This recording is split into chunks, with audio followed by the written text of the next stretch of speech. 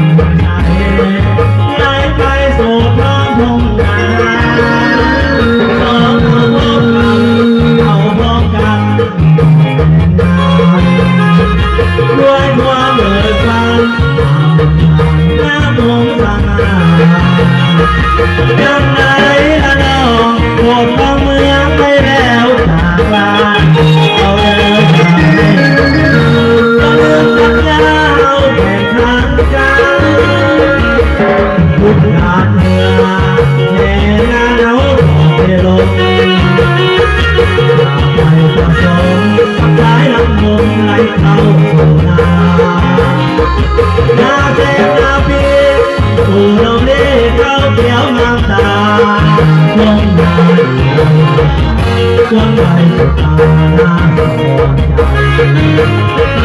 โอ้ดังฟังเขานัดกันจะเป็น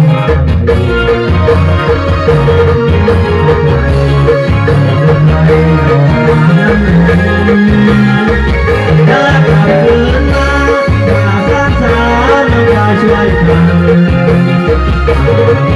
วันนั้นพบกันที่งานเที่ยวกันอีกครั้งหนึ่งเนาะเที่ยวบนชายบริเวณชาย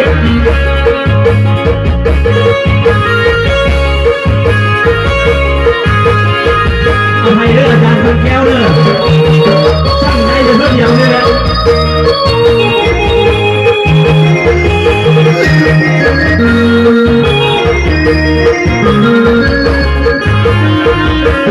พบงานเพื่อ